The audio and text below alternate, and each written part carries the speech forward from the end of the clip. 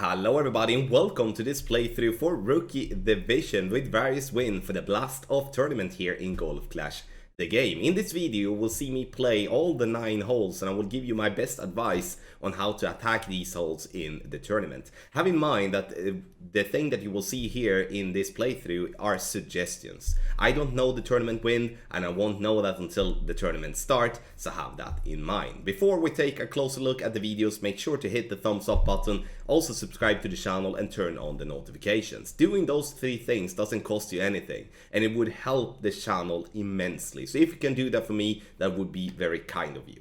If you do want to invest in your game and become a better Golf Clash player, you can get one of the exclusive Tour Text Guide packages or the Ultimate Tournament Guide package, and we will then help you become a better tournament and a better tour player. Link to patreon.com/golfclashtommy, which is the platform you sign up on, then you have it in the description down below.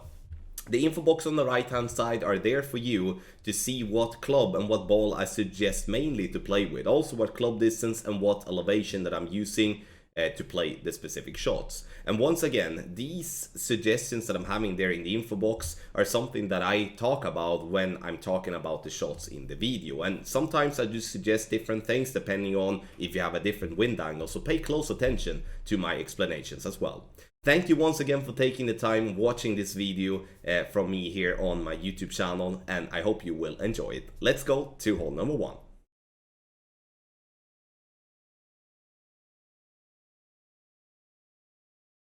Hole number 1, this is an old classic, and here we're going to bounce on the fairway pad in the center of the water every single time. I know there's a risk of going into the water if you make mistakes with your adjustment or, you know, with the ball centering and stuff like that, but it's still a risk you're going to have to take.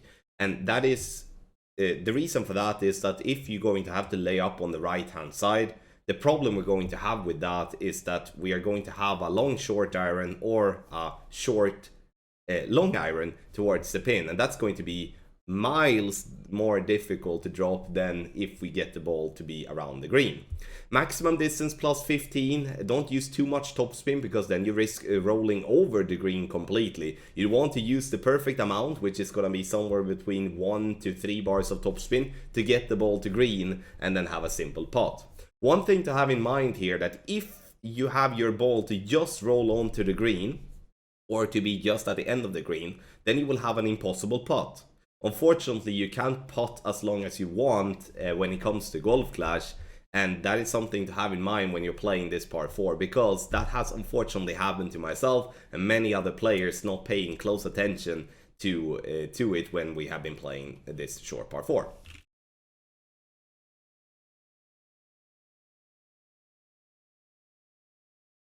Hole number 2 is one of the few par 3s, or I would say I think this is the only par 3 where we are actually using a short iron towards the pin. And that is obviously when I'm playing from the front tee. It's a very short par 3 with a very good chance for a drop. And this is the way to play it. The green slightly slopes right to left, so you're going to have to aim on the right side of the pin. When we do have a bad ball guideline, such as we do have with a Thorn level 5, we need to make sure that we are clearly right side of the pin, because we don't really see how it turns to the left on the green. Maximum distance with a 15% over adjustment, I'm using 0.8 bars of topspin. I would be using a little backspin in tailwind, and I would be using no spin in crosswind. I'm hitting a great right, and here you can see that getting a drop here with a hole-in-one means obviously that we were aiming too far left. So again, you need to move enough to the right with your target to make sure that you can get the hole-in-one in a more consistent way, and then your then your opponent can continue laughing at you while you make that drop.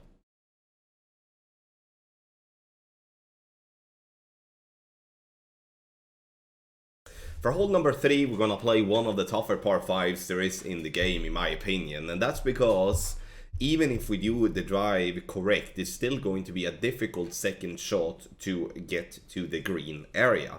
And this is a par 5 where we are not playing for the albatross. We're playing for a safe eagle, and the way we do it is to try to get this ball to be as far up the fairway on the right possible. 2 left spin and a little bit of backspin here, and where adjustment is max plus 15, and we're using outside wall left curl. The adjustment and the spins will vary depending on what wind direction you have of tee, but the end result is something we would like to be the same. Now you can see that I'm sitting there on that slight uphill slope. I want to be a little bit longer up, because what's going to happen now is that we are so dependent on tailwind if we're going to reach to the other side. And now we do have tailwind for the sake of the example, and then you can decide to do 2 things. If you do have a lot of backspin, meaning that you do have at least 6 bars of backspin, you can go directly at green, just land it there and be done with it. If you don't have that, and you have another club such as a big dog here that doesn't have the backspin, but it does have the power, we want to do a rough bump out towards the green. The rough bump obviously is a bit more riskier, as if you misjudge, you might stay into the rough and stuff like that. But the same type of thought with the backspin on green should be from the rough, that we're playing for a safe eagle and just to be done with it. So try to avoid thinking that this is going to be an albatross. Play the ball to green and get yourself the eagle. If you have the possibility to play with something that is better than a power 3 ball, such as a power 4 ball or a power 5 ball, then use that, because that will minimize the need of overpower on the second shot, and especially if you do have a crosswind or a headwind, that will be very helpful.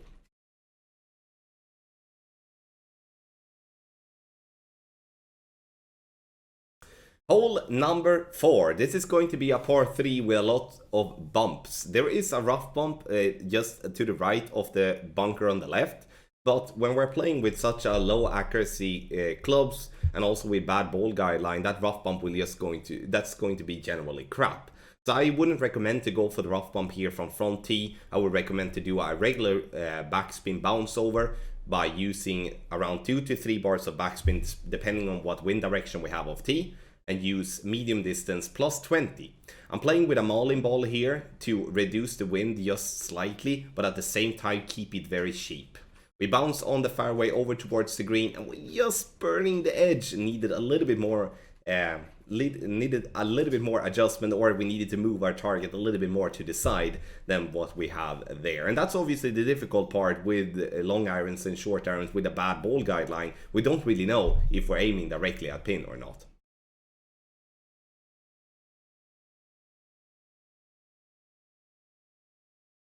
Hole number 5 offers a good chance for a drop in my opinion, and I do believe if you're going to have anything to do to fight for any of the top medals, this is a par 4 you need to consistently drop. But how to play this hole then? You start with using the driver with the most power possible. I'm using my extra mile, I'm using also a Marlin. I'm aiming to have the ball up towards the corner of the top right of the fairway. Maximum distance with a 10% over adjustment, and the spin will vary depending on what wind direction you're having off tee. Now you can see here for the second shot, this is not going to be a downhill adjustment. This is going to rather be uphill than it's going to be downhill, and we are playing with no elevation here, trying to measure the club distance in the correct possible way. This is a shot that I've been playing for a very long time, because the Namai Cliffs has been in the game for a long time, and therefore this hole has been in the game for a long time. So I've been having a lot of practice here. That's why I do like to do the first bounce on the fairway instead of going towards the green, because the green is inconsistent in my opinion. So bouncing with the first bounce on the fairway with the ball guideline pointing towards the hole, it's always going to be somewhere between half a bar to 1 bar of backspin, depending on how close you are to the rough line after your drive. Medium distance, no elevation, and we bounce nicely to get right into the hole with a Marlin ball. So a very cheap eagle for the Namai Cliffs hole number 5.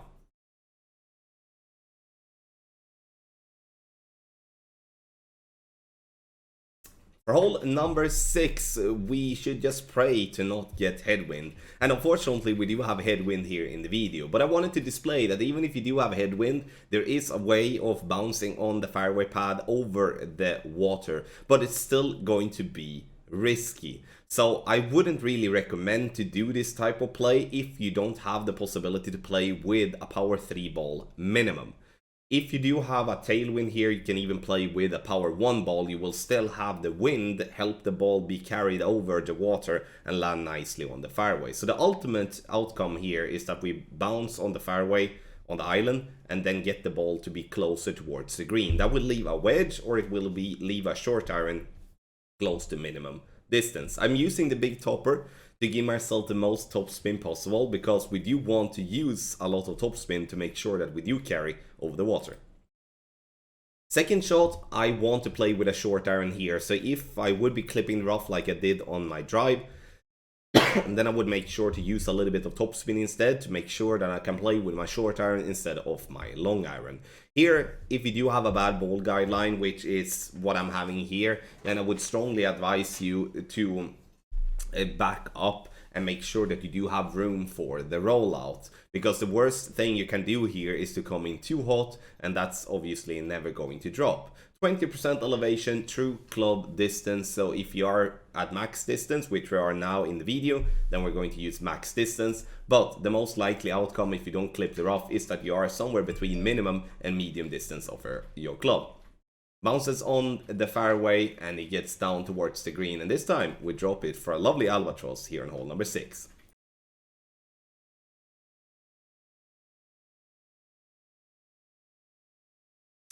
Hole number 7.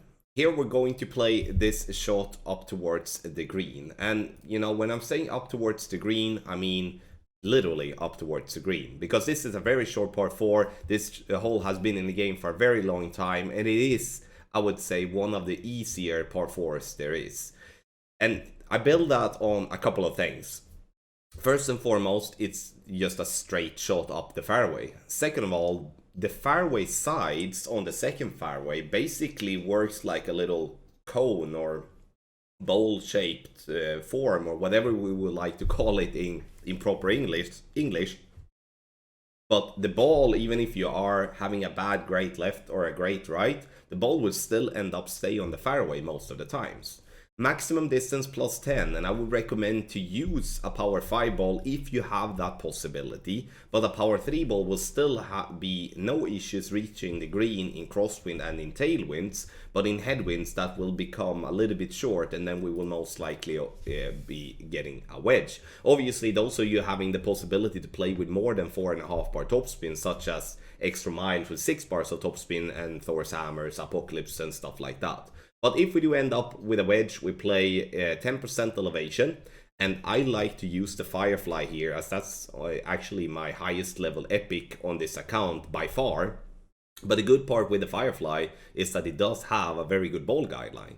So therefore I like to play with that type of wedge here to maximize the chances for a drop.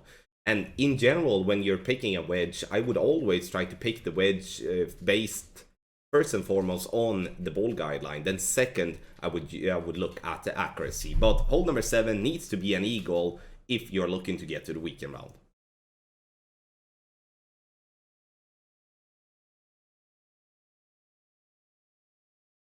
The Cliff Shootout, as it's called, and this is honestly one of the tougher par 3s from any tee to drop consistently, and that is because it's a very bumpy fairway that we're bouncing on, and we are landing on a very bumpy green. So getting this hole in one consistently is something that we are going to have to forget, regardless of what tee box we are playing from and what club and what ball we're having. But what we can do at least is that we can do our best, obviously. So the idea here is to get the ball to go at the top of the green to fall down towards the pin. This will leave us room from not having to bounce very close to the water, because you will notice when you play against your opponents that if they don't really know how to attack this hole, they will fall down into the water and lose a shot. I'm using a quasar ball or a navigator depending on what wind direction I'm going to have, but I'm keeping myself with the power 1 ball, using the sniper as it does have a good ball guideline and a good accuracy. 20% elevation, medium distance here for hole number 8.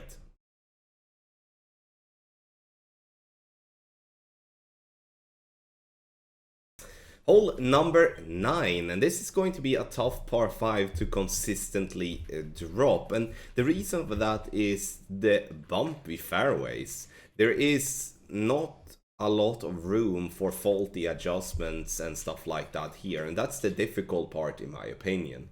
So what I would like to say here is that we start with the quarterback using all the left spin that we can, combined with 3 to 5 bars of topspin, depending on what amount you're having. The maximum topspin with the quarterback is 5 bars if you do have it in a max level.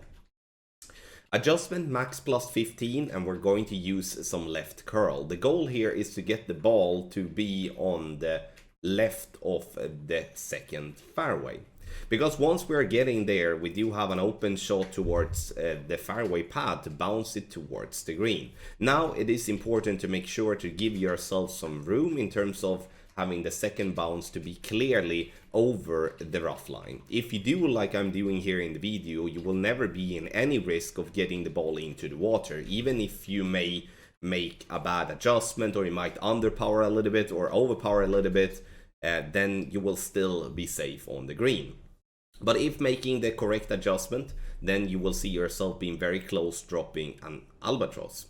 10% elevation is what I'm using here. I'm trying to use true club distance number, and here I was closer to minimum distance than medium distance, which makes sense that I did over adjust my shot by using the medium adjustment. So make sure to judge the club distance in the best way possible, use the 10% elevation, and give yourself a chance for a drop on hole number 9. Thank you so much everybody for watching this playthrough for Rookie Division with Various Wind here for the Blast Off Tournament in Golf Clash the Game. Make sure to get one of our Ultimate Tournament Guide packages or the exclusive Tour Text Guide package on patreon.com/golfclashtommy and take your game to the next level. And also make sure to hit the thumbs up on your way out. Thank you once again for watching, and good luck in your Golf Clash game.